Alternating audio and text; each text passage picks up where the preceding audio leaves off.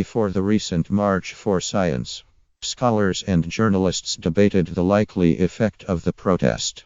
Would it defend science against politicization, or unnecessarily polarize the public on the value of the scientific enterprise? Some early evidence suggests the march may have widened the divide among liberals and conservatives in their views of scientists, but not, crucially, toward the research they conduct. As a purely organizational matter, the protests seem to have been a success. A crowdsourced estimate compiled by political scientists puts the number who participated in the march in the United States at 334,000 to 525,000 people. But the effect of the science march on public opinion is less clear, though partisan and ideological resistance to scientific findings is widespread in some politicized domains like climate change. Overall confidence in the scientific community among both liberals and conservatives remains robust, especially relative to other institutions in society. In particular, though the intensity of support has declined somewhat among conservatives, overall confidence remains largely stable. In the 2016 General Social Survey, for instance, approximately 40% of respondents said they had a great deal of confidence in the scientific community, an essentially identical result to 1977, 41%, and 40%. Support for science, in other words, is less polarized than many people believe. The fear many observers have expressed, including me, is events like the march could spread the polarization observed on contentious issues like climate change to views of science more generally. If science begins to be seen as a liberal pursuit in this way, wrote Megan Mullin, an associate professor of environmental politics and political science at Duke University, it risks losing public favor.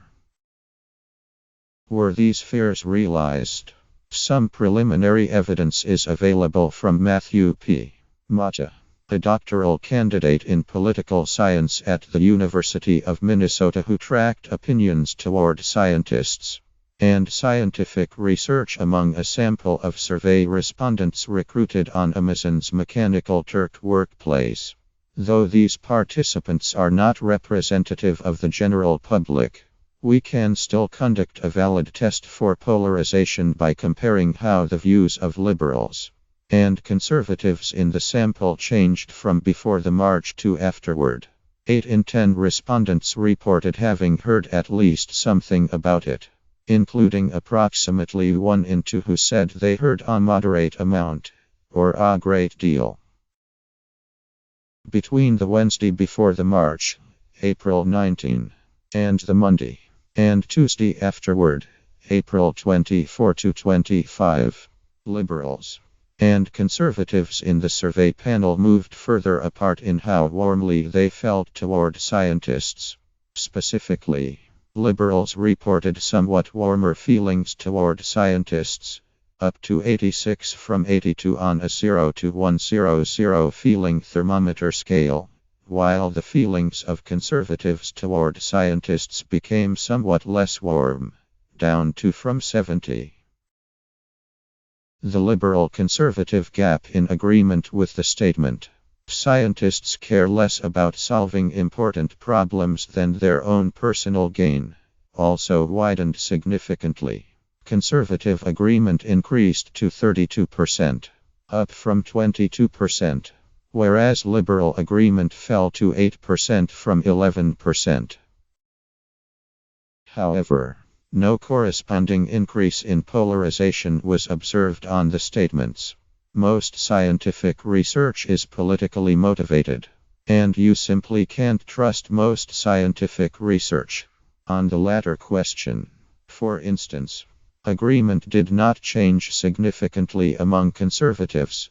22% agreed, The march compared with 21% afterward. Or liberals. 6% agreed before the march. 3% did afterward. This finding suggests the polarizing response the march elicited toward scientists did not spill over into views of the research they conduct. Mr. Mata cites the emphasis on the marchers in news coverage as a potential explanation. These findings.